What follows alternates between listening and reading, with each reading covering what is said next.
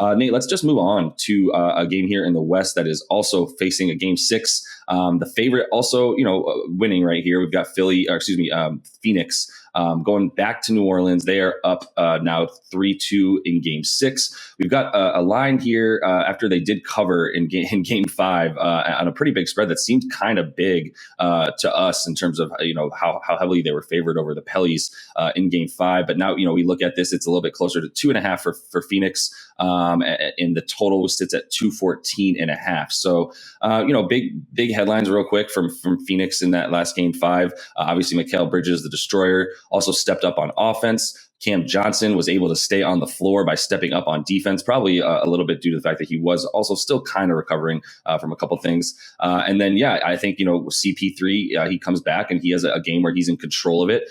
He just barely misses over 33.5 points and assists combining for 33 total there. But still a really nice outpouring from him and the way he controlled that game. So what do you think in game 6? I honestly see it just continuing to flip-flop, to be honest, until the home teams wins out. But do you think that Phoenix can close in this game? Yeah, now that there's no spread, I kind of don't want to pick the winner. I kind of want to double down on the over, which we seemed like we were going to get in game 5 here, but Ingram and BI and McCollum just had their worst shooting performance of the series. And New Orleans was not able to come along down the stretch. They shot 14 for 41. That's 34% combined. I would be a little concerned now if Ingram's elbow, what reports you get about that injury. I mean, he hurt his elbow and his finger down the stretch, was not really available to score. And I mean, Mikal Bridges, stepping up on both ends, guarding Ingram down the stretch, and somehow CJ not able to capitalize with his improved matchup against not Mikal Bridges. I would expect the Pelicans, who have been much, much better offensively at home. I think their offensive rating 7 points better in the CJ McCollum era at home to score. And now the total a couple points lower. I mean, we were only like 3 or 4 below the over in this last game with the Suns controlling tempo. I mean, the Pelicans can still get it done down low in this series. Even in that loss, they won the rebounding battle by 7. They had 13 offensive rebounds. They still had a 15 free throw edge, despite Monty Williams lobbying for more there. I mean, Joe Val's still a big double-double. and that crowd, that'll be at their back. I think they definitely keep scoring. And I don't see the Suns struggling too badly on the road, as badly as they did in game 5, which is why we have 2 unders in a row here. Suns went over far more consistently on the road in the playoffs last year because their defense was not as good. So that's where I would lean here in this one. And I would look at – I do lean towards the Pelicans winning. Again, if you get positive reports about Ingram and him being a go and not questionable, like legitimately questionable for this game with the elbow issue, I think – if he's a go, the Pelicans are going to force game 7 here, at which point I would take the odds for the Suns to win in 7, which definitely are still plus odds here. But I think they would get it done in a game 7 at home.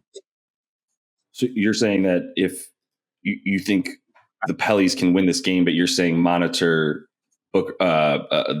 Ingram's elbow for game 7, essentially. I'm saying I wouldn't take the Pels to win if Ingram seems hurt for game 6, right. But I think he's fine. And I think, then you can bet what I'm getting the odds right now, plus 175 for the Suns to lose this one, but win in 7. And I like the odds there. Interesting. Yeah. I too actually just lean towards wanting to touch on the total before I get into the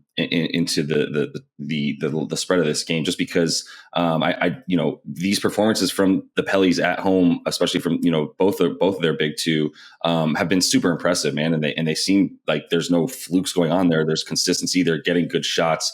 And a lot of it does stem from Ingram being able to get whatever he wants by shooting over guys.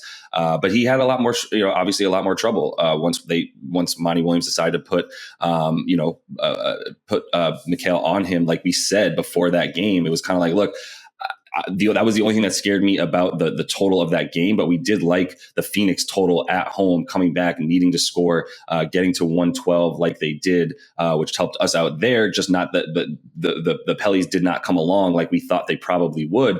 And at the end of the day, maybe we should have listened to our own advice that we were giving Monty, which is if you put Mikal, your best defender, now on their clearly not only best player, but the engine of their offense, because it stems from him getting ISOs and needing other guys to come double team because he can just shoot over anybody, a la the Nets and Kevin Durant. Obviously, he's not KD. Not that it matters at this point with the Nets being out, but point being, this Suns team also did do their thing on defense a lot more, which was what was really obviously haunting them up until that point. And coming back to the same point, Ingram, not only, him being a lot worse from the mid range, which was crucial for them because that was once he got his rhythm going with that mid range jumper, where he was shooting, a very high percentage before that game 6 there, or excuse me, game 5.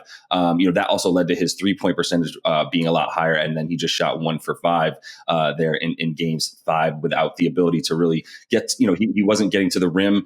He wasn't getting those points in the paint and the mid range wasn't falling. Therefore, the 3-point, they could sort of press up on him on the 3-point line without a fear of him hitting other shots around them in stepping in, et cetera. So, look, Joe Val actually had a much better game. And that's something that sort of gets to you where you feel like you wasted, a really nice performance from him shooting 7 for 11 and 17 points. And then, obviously securing 14 boards, which he's done so far because DeAndre Ayton was really owning him. And I mean, he still got his in this game and still also was super efficient on offense, but he wasn't really controlling the paint in the same fashion. It's just that really the offense was not falling for New Orleans. I think Phoenix continues to play the offense that they've been playing, even though on the road things did get a little bit hairy for them because the fact that once again, I don't think Jose Alvarado's ability to stop Chris Paul is going to be sort of a thing. I think they had a good game. He wasn't expecting it, and the kid really got his attention, I would hope. I don't think Chris Paul has time to mess around in this series. They need to get out of it. His legacy can't afford to take this hit.